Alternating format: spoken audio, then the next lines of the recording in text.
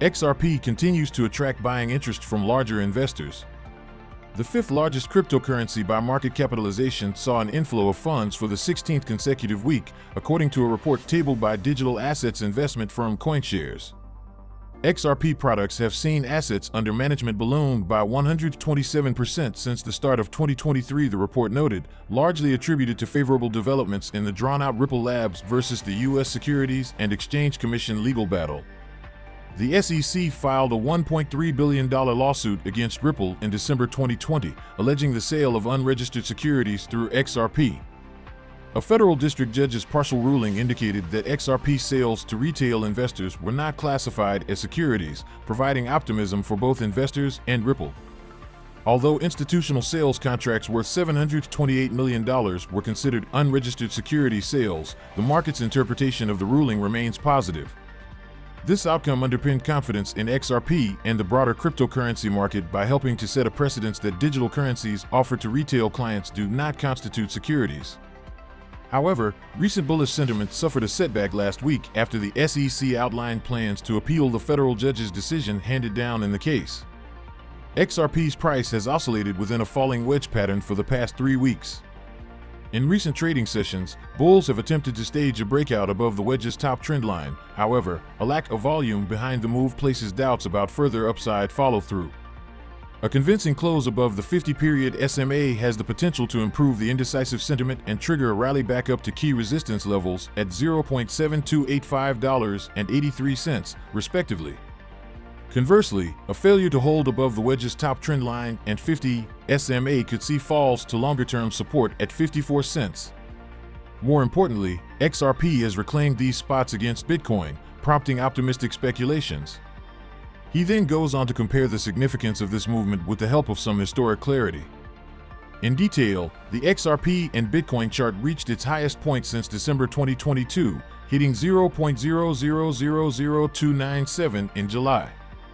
This impressive surge could be attributed to the positive momentum XRP gained following Judge Torres's verdict during the same month. Despite a subsequent decline against Bitcoin, with XRP closing July at 0.00002388 against the dominant altcoin, the token's upward momentum remained evident. XRP managed to regain the 20-day and 50-day SMAs on a monthly basis. Thus, we noted that the last time XRP achieved this feat against Bitcoin was in March 2017. This move led to an outstanding rally that culminated in an all-time high of $3.80 in January 2018. During the previous rally, XRP's price skyrocketed by a staggering 15,400% in less than a year. However, the ATH was short-lived, and XRP eventually lost its gains, slipping below the 20-day SMA in April and the 50-day SMA in June 2019. With XRP's recent surge to reclaim these two SMAs, the educator highlights that the token's return to the 50-day SMA is likely aimed at testing it as support amid ongoing corrections. Now, having successfully held above the 50-day SMA, XRP appears poised for a bullish run. The XRP community suggested diverse topics for which they needed more clarification. The suggestions included the intersection of Ripple and XRP use case, likewise the status of Ripple's on-demand liquidity product. Meanwhile, Bill Morgan, a prominent lawyer known for his pro-XRP stance, asked a crucial question about Ripple's business operations. Morgan asked Schwartz why the firm could not include XRP among the supported digital assets in its liquidity hub. The lawyer believes now, more than ever, XRP deserves to be on the list, given its clear regulatory status. The reason Ripple can't add XRP to the liquidity hub now is that the court found XRP itself is not a security, Morgan inquired. Well-known XRP influencer, Mr. Huber, guessed the reason was that Ripple Liquidity Hub was tailored to cater to the needs of institutions. Notably, Ripple's blog stated that the Liquidity Hub eases buying and selling digital assets for US, Australian, and Brazilian businesses. Nonetheless, the reason for the exclusion of XRP still begs an answer, as XRP is also a digital asset. In the conversation thread, Morgan noted that Ripple's exclusion of XRP for businesses in the United States is understandable. However, he contended why Ripple is not offering XRP in the liquidity hub for non-US institutions like Australia and Brazil. Aren't the liquidity pools sourced in part at least through XRP on exchanges, not direct sales, he inquired. Furthermore, the lawyer argued XRP holds a better regulatory status than coins such as Bitcoin, Litecoin, Ethereum, and Bitcoin Cash, supported on Ripple Liquidity Hub. Meanwhile, the conversation shifted gears when a Twitter user asked about the difference between Ripple offering XRP to institutions and the Hub's supported cryptocurrencies. Moreover, the U.S. court ruled that Ripple's XRP sale to institutions is a security contract. In response, Morgan highlighted that it was unlikely that the institutions Ripple offered BTC, Ethereum, and Litecoin expected any profit from Ripple's efforts. Notably, at press time, Ripple CTO is yet to respond to why XRP is not among the supported digital assets on Ripple Liquidity Hub. Please do not forget to subscribe to our channel and also hit that notification bell to be the first person to get more updates about the latest happenings as regards to XRP. Riding a wave of optimism, Coinbase, one of the world's leading crypto exchanges, experienced a dramatic surge in its stock price after the pro-XRP ruling in the SEC's case against Ripple.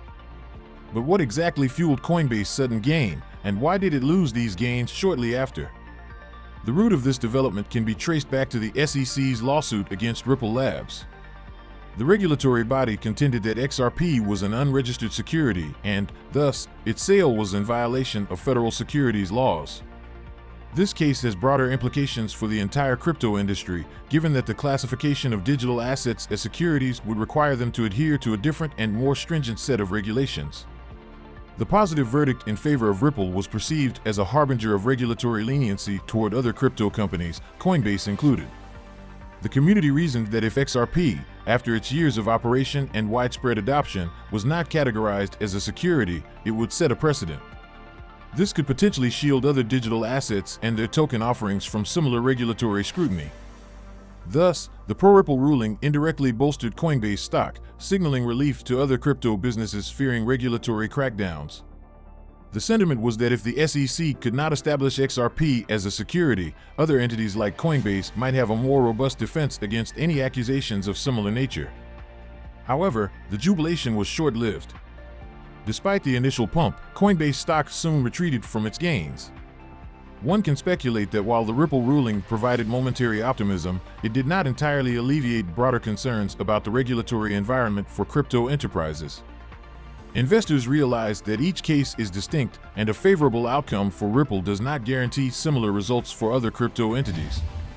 Finally, in the midst of legal rumbles surrounding Ripple and its native cryptocurrency, XRP, attorney John Deaton has once again stepped forward to dispel rising concerns.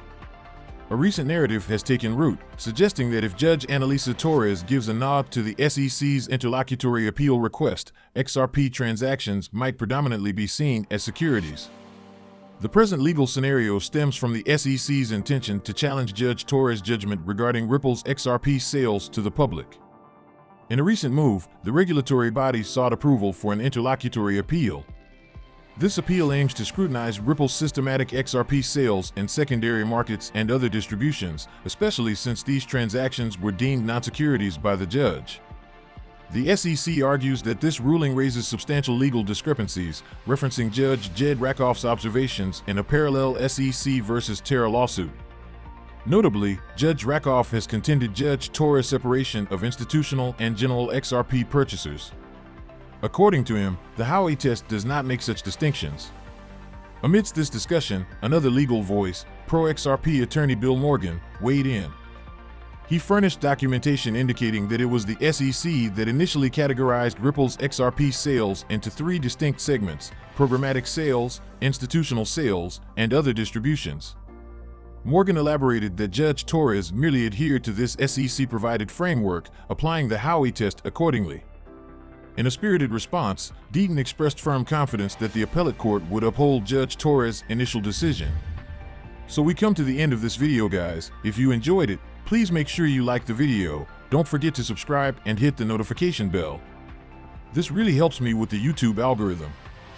Also, you can help enlighten others just like you have been enlightened by sharing this video to as many people as possible. Let's get this news everywhere, guys. If you are a true cryptocurrency fan, don't miss any of our content. See you tomorrow to talk about the latest news that concerns us all as a community.